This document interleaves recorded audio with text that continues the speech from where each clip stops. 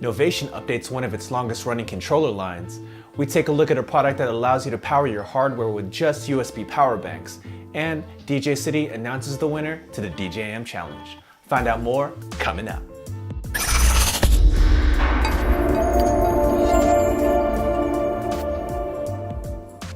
Thank you for watching PDot TV, where you'll find tips, tricks, and tutorials for DJs and music performers. Now let's get into the video.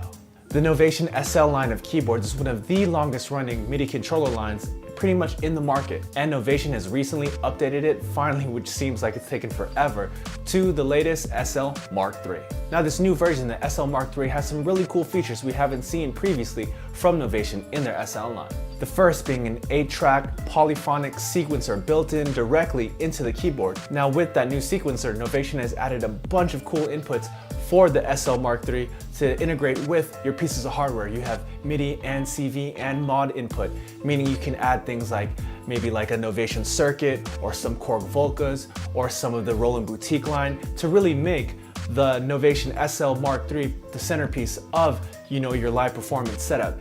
It being the brain, being able to record polyphonic with 8 tracks, and you can record automation as well with that sequencer, so you can come up with some really cool and really intricate sequences to go ahead and use in live performance. And of course, previously the SL line was always renowned for its ability to be mapped to different softwares and different DAWs, and the SL Mark III is no different. With direct integration with all the major DAWs out there, and special integration with Logic, Reason, and of course Ableton, this thing is going to be a beast in the studio setting as well. On top of these different integrations and different new features, the actual hardware got some upgrades as well. So now you have RGB pretty much everything. You have a really similar light guide over the key bed like you've seen in the Native Instruments control keyboard lineup, as well as the pads, which are now bigger than the previous SL lineup and are of course have aftertouch and are velocity sensitive as well.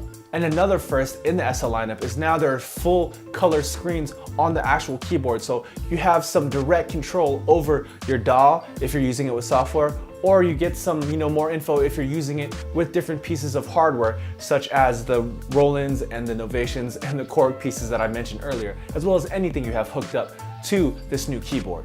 And of course, for all these features, this keyboard isn't really cheap, but with the starting price of $599 for a 49 key version and $699 for a 61 key version, this is still a pretty good value as far as the feature set that you get with the keyboard and the quality of hardware and just overall the kind of integration you get if you're gonna use it in the studio or if you're gonna use it as the centerpiece of your live performance.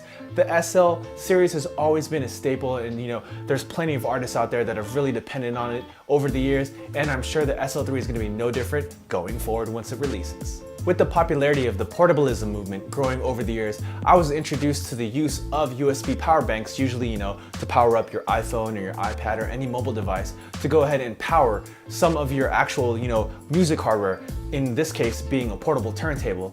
And now hardware manufacturer KOMA has come up with a solution called the Strom Mobile to go ahead and power a lot of different devices, so you can take them and use them in any setting. And we're talking about any device that needs either a 9-volt adapter or a 12-volt adapter.